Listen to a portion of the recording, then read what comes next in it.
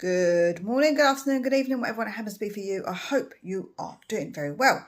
So today we are going to be talking money, because we have spent quite a bit of money so far, but how can we continue to spend, and are we going to continue to spend, or are we able to?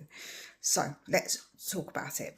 So as Mr. Dan E says, money talks, right?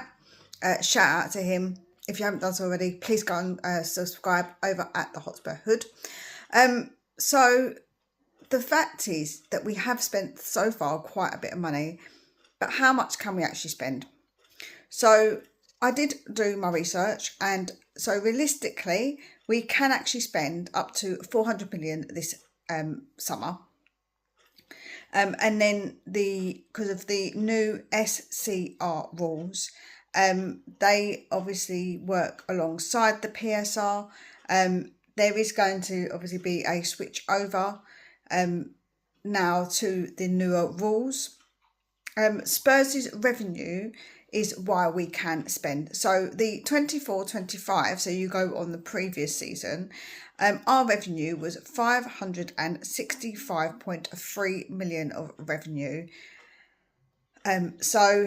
The ability obviously to spend is maximised because this year we're not in Europe, so we don't have to follow those particular rules. So we're able to spend 85% of the revenue, which equals to £480 million, which is crazy. That is including wages, of course, as well, any fees, etc. So the way that it works is that with the low wages and the amortization that you do, because you do these deals over, say, 5 years, that obviously means that you have room to be able to spend.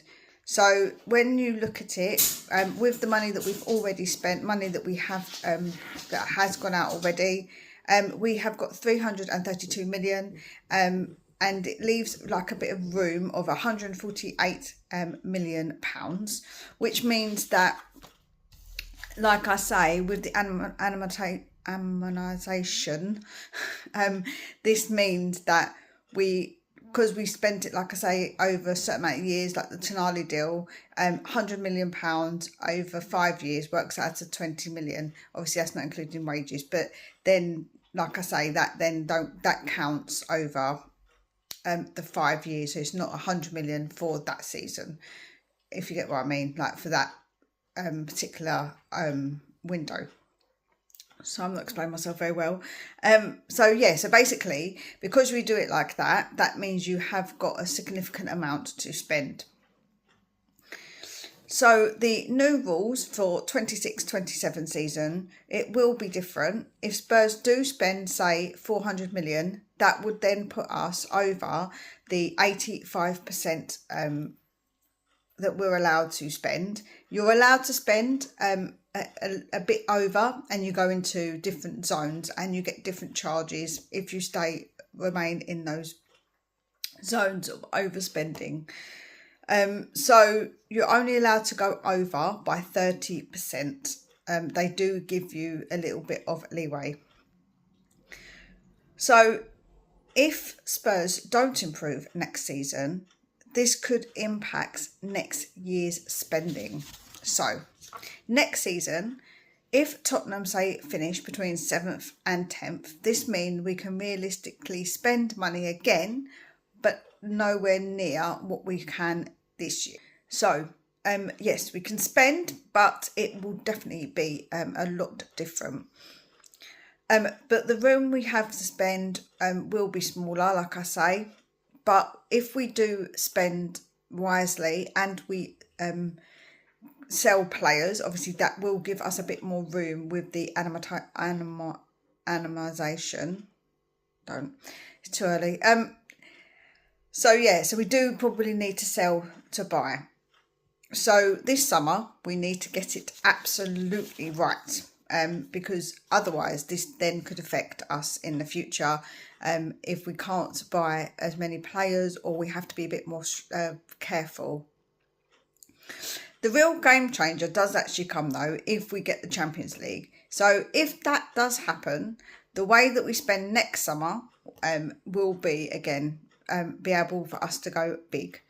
So while the rules are seen as holding teams back, yes, it kind of obviously has to be put in place, because you can't just allow teams to spend whatever they so wish, because that would just be an utter madness.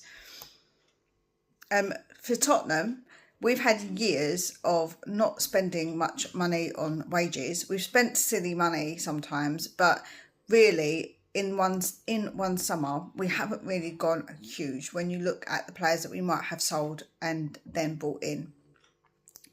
So for us, these years have then resulted in what's happened now. That being said, we must do better if we want to continue to improve our team. We have to, like I say, be able to get money back into the club to be able to abide by these rules. I did look everything up, so anything that you feel is factually incorrect, please let me know, but I did look it all up to make sure that about next season with the animation, I'm never going to be able to say that word, I don't know why I'm trying to say it. So the fact is that we do have to probably buy to spend if we don't get into the Champions League. So that is a massive part of what we can do in the future. Although I do think we will sell players still, even next season. I do think we'll bring some money in via other players as well. So I think that will happen, but it won't be enough for us to do what we're doing now with the big wages and the big players' fees. So let's hope we do a lot better. Let's hope that the way that we're spending now, we do spend cleverly. We do buy these players that he needs, that he wants, Robert De Zerbi, and that this will then result in us doing better in the season and possibly being able to spend then further, because we don't want this to be a one season wonder, because that would be terrible. It's not going to help the team long term, and that is definitely not what we want. We need them to continue on this trajectory with spending their money.